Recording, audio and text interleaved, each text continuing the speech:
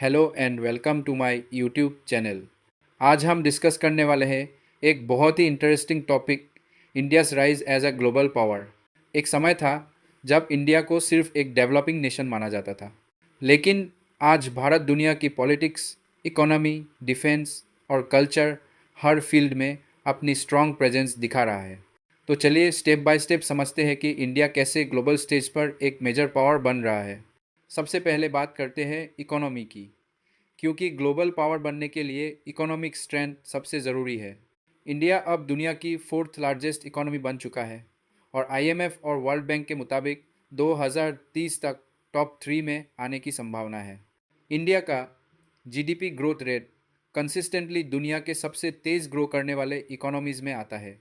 Digital India, make in India और startup India जैसे initiatives ने एक नई एंटरप्रेन्योरियल वेव को जन्म दिया है।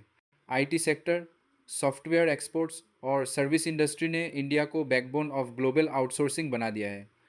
फार्मा एक्सपोर्ट्स, जिसे दुनिया फार्मेसी ऑफ द वर्ल्ड कहती है, कोविड 19 के टाइम इंडिया ने वैक्सीन सप्लाई करके दुनिया को दिखा दिया कि हम एक रिलायबल पार्टनर हैं। और एक strong middle class consumer market की वजह से दुनिया भर की कंपनियां इंडिया में इन्वेस्ट कर रही हैं। ये सब मिलाकर इंडिया को एक इकोनॉमिक पावर हाउस बना रहा है। ग्लोबल पावर सिर्फ पैसे से नहीं बनता, सिक्योरिटी और डिफेंस भी इक्वली इम्पोर्टेंट है। इंडिया के पास आज दुनिया की फोर्थ पावरफुल मिलिट्री है, एडवांस मिसाइल्स और न्यूक्लियर कैपेबिलिटी के साथ। डिफेंस मैन्युफैक्चरिंग में आत्मनिर्भर भारत के अंडर इंडिजिनस प्रोडक्शन तेज़ी से बढ़ रहा है।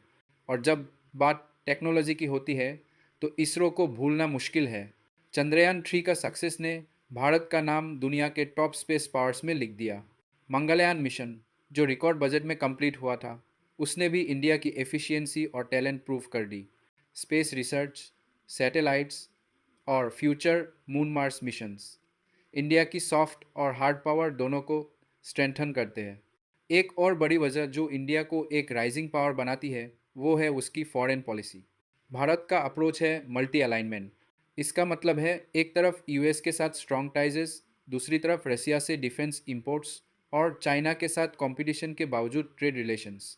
ग्लोबल पावर सिर्फ वेपन्स और इकोनॉमी से नहीं बनता, कल्चर और सॉफ्ट पावर भी बहुत बड़ा फैक्टर है। इंडिया के पास एक एंशियंट सिविलाइजेशन का हेरिटेज है, योगा, आयुर्वेद, स्पिरिचुअलिटी, जो आज दुनिया भर में अडॉप्ट किया जा रहा है। बॉलीवुड और इंडियन म्यूज़िक का क्रेज़ मिडिल ईस्ट, अफ्रीका और लैटिन अमेरिका तक है। क्रिकेट ने इंडिया को एशिया और कॉमनवेल्थ नेशंस के बीच एक नेचुरल लीडर बना दिया है। इंडिया ने G20 समिट 2023 होस्ट करके दुनिया को अपना डिप्लोमेटिक लीडरशिप दिखाया।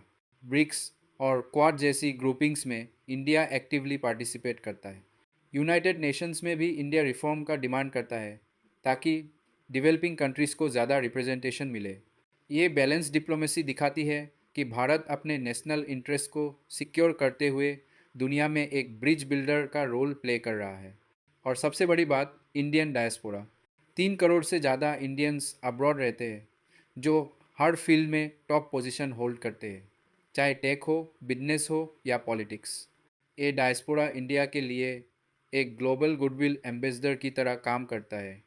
हर राइज के साथ कुछ चैलेंजेस भी आते हैं। इंडिया के सामने पॉवर्टी, अनएम्प्लॉयमेंट और इनइक्वालिटी जैसे डोमेस्टिक चैलेंजेस हैं। जियोपॉलिटिकल फ्रंट पर चाइना का एग्रेशन और पाकिस्तान का स्टेट स्पॉन्सर्ड टेररिज्म एक कांस्टेंट थ्रेट बना हुआ है। लेकिन इन चैलेंजेस के बावजूद इंडिया की ग्रोथ स्टोरी रुकने वाली नहीं। स्ट्रॉन्ग डेमोक्रेसी, यंग पॉपुलेशन और स्ट्रेटेजिक लोकेशन, ये सब फैक्टर्स इंश्योर करते हैं कि भारत की ग्लोबल राइज सस्टेनेबल हो।